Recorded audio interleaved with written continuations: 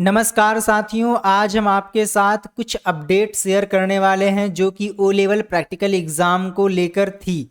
क्योंकि जब आप लोगों के प्रैक्टिकल एग्ज़ाम हो रहे थे तो उस टाइम पे आप लोगों की तमाम क्वेरीज थी जिनका रिप्लाई मुझे प्राप्त नहीं था। तो आज हमने ऑथेंटिक रिसोर्स से उनके आंसर्स फाइंड आउट कर लिए हैं, मैं आपके साथ में शेयर करने वाला हूँ।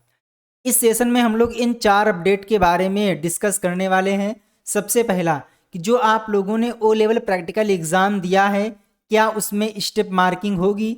नंबर 2, अगर आप किसी क्वेश्चन को अटैम्प्ट कर रहे थे और वो ऑटो सबमिट हो गया, मीन्स आपको टाइम मिलता है 50 मिनट का और आप 50 मिनट से ओवर हो चुके, तो इस केस में अगर क्वेश्चन पेपर ऑटोमेटिकली सबमिट होता है तो क्या आंसर भी ऑटोमेटिकली सेव हो जाएगा।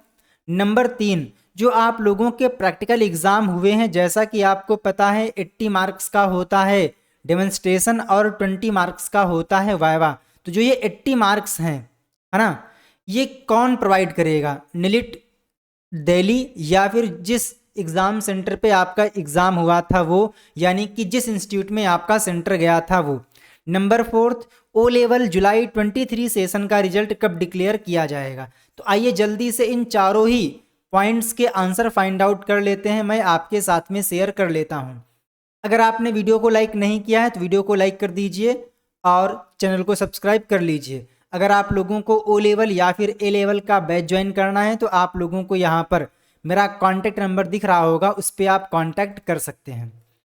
सबसे पहला क्वेश्चन आप यहाँ पर देख सकते हो, मैं आपको दिखाने की कोशिश करता हूँ।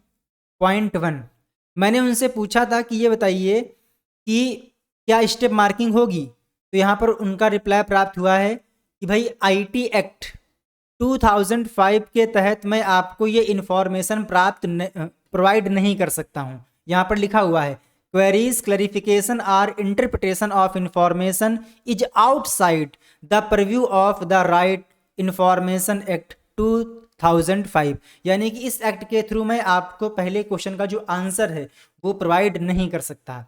नंबर 2, मैंने पूछा था कि अगर पेपर ऑटोमेटिकली सबमिट हो जाता है तो क्या जो हमने कंटेंट कंप्लीट कर लिया था, जितना हमने क्वेश्चन अटेम्प्ट कर लिया था, क्या वो ऑटो सेव हो जाएगा। तो रिप्लाई है auto saved varies in all the papers. सभी पेपर का जो ऑटो सेव सिस्टम है वो अलग अलग है, यानी कि यहाँ पर क्लियरली आंसर नहीं दिया गया। नंबर 3, जो 80 मार्क्स हैं वो एग्ज़ाम सेंटर प्रोवाइड करेगा या फिर निलिट के द्वारा प्रोवाइड किया जाएगा। तो यहाँ पर लिखा हुआ है the marks awarded by the internal and external examiner appointed by NIELIT the distribution given under, यानी कि जो मार्क्स हैं 80 मार्क्स प्रैक्टिकल के, है ना, 20 मार्क्स तो आपके होंगे वाइवा के, ये तो आपका देगा एग्ज़ाम सेंटर ही, बट जो 80 मार्क्स है इसमें आपका इंटरनल और एक्सटर्नल 2 प्रकार के एग्जामिनर अपॉइंट किए गए थे निलिट के द्वारा। तो जो इंटरनल एग्जामिनर है 80 में से 40 मार्क्स का जो कंट्रोल है वो उसके हाथ में है, और जो एक्सटर्नल एग्जामिनर है उसके हाथ में 40 मार्क्स का कंट्रोल है। साथ ही साथ 20 मार्क्स का जो वाइवा होना है ये भी एक्सटर्नल एग्जामिनर के कंट्रोल में है। तो ये मैंने आपको तीनों की रिप्लाई दिखा दिए हैं जो कि मुझे निलिट की लॉ डिपार्टमेंट के थ्रू प्राप्त हुए हैं।